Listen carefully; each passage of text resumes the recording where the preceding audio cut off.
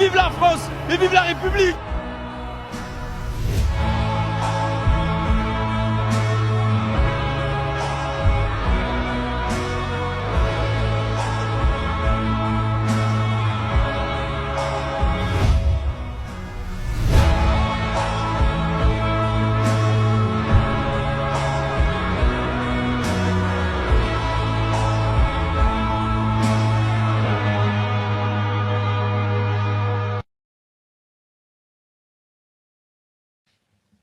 Bonjour Antoine, Bonjour. Louis Vix, Infosport Plus, Canal Plus, vous avez connu pas mal de préparations à des grandes compétitions. Comment celle-ci est jugée après maintenant plus d'une semaine avant un deuxième match de préparation et à quel point ce groupe qui a pris naissance en partie lors de la Coupe du Monde au Qatar a évolué dans la vie de groupe? On sent vraiment comme une famille, est-ce que vous le confirmez?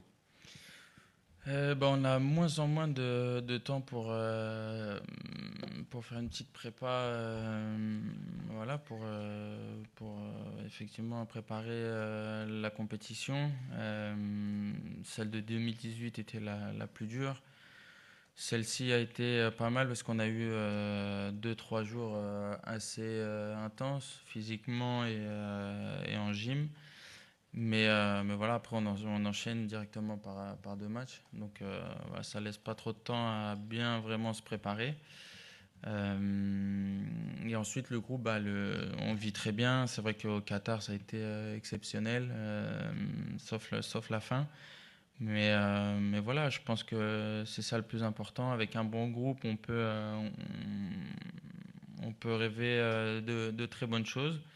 Après, faut mettre tout ça sur le terrain et c'est ce qu'on essaye de faire. Et voilà, je suis très, très content du groupe et du talent qu'on a. Bonjour Antoine, Benjamin Quarès pour Le Parisien. Ça fait effectivement, comme l'a dit Louis, pas mal de temps que tu as l'habitude de ces préparations à des grandes compétitions avec un dernier match qui en général donne le ton de l'entrée en lice dans une phase de groupe. Toi, qu'est-ce que tu tires d'un dernier match amical comme celui-là? Qu'est-ce qu'en tant que joueur, on ressort de ce genre de rendez-vous? Est-ce que c'est l'occasion de prendre confiance, de se mettre en jambes? Qu'est-ce qui est le plus important sur un match comme celui-là? Merci. Ouais, je pense que le plus important, c'est de toi te sentir bien déjà physiquement, mais ensuite tactiquement, que ce soit défensivement ou offensivement, voir si on est au point ou non, des choses à améliorer. Et c'est ça qui va te donner la confiance pour affronter le premier match. Parce que c'est vraiment là où c'est la dernière fois où on va tout mettre en place. Donc ouais, il va être important niveau tactique de voir si on est au point ou à régler deux, trois trucs.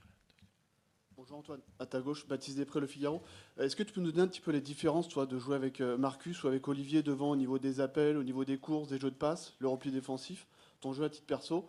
Et deuxième petite question un peu plus anecdotique, mais demain c'est les Européennes. Toi, en tant que vice-capitaine de l'équipe de France, qu'est-ce que ça t'inspire déjà dans un premier temps? Et est-ce que tu vas faire le vote par procuration ou non? Ouais, comme l'a dit, je serai en conférence de presse. Ensuite, notre Momo national, voilà, on peut faire le vote. Donc ceux qui voudront le feront.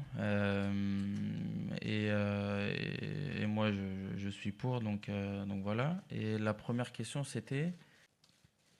Bonjour, Nicolas Le Gardien de Sud-Ouest. Tu parlais de voir justement les choses à régler. Quelles sont les choses à régler pour toi après le match de mercredi? Et deuxième petite question, est-ce que tu te souviens du match d'ici de 2015?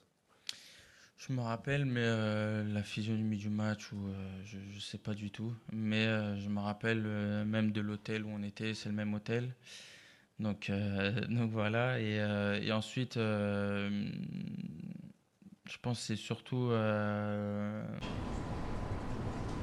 Bonsoir Antoine, c'est Montferrand de Radio France. Petite question sur Olivier Giroud, parce que vous avez une belle relation avec lui depuis des années, vous êtes en équipe de France, ça va être sa dernière compète avec les Bleus. Comment vous apprenez la chose pour lui? Est-ce que vous espérez qu'il va atteindre la barre des 60 buts? Comment vous voyez un peu cette dernière compète pour lui? Est-ce qu'il a apporté à l'équipe de France? Et puis plus anecdotique, est-ce que vous suivez, je sais que vous êtes fan de basket, est-ce que vous suivez la finale NBA, est-ce que vous avez vu le premier match? Est-ce que vous avez suivi les autres? Ouais, merci. Je l'ai suivi, mais le lendemain, je regarde plus. Là, je peux plus, 33 ans, je peux pas regarder à 2h30 du matin les matchs. Mais je regarde le lendemain sans savoir le score, donc c'est bien.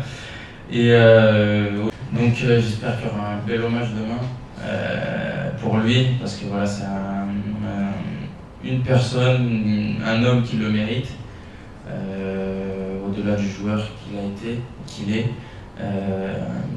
Voilà, pour moi, je crois que je l'ai déjà dit à la dernière conférence de presse, c'est le joueur idéal pour un groupe, pour un coach. Il a tout fait. Beaucoup de respect pour lui et pour ce qu'il a fait, ce qu'il fait sur le terrain. On va prendre une dernière question avec Jean Seguier. Oh non!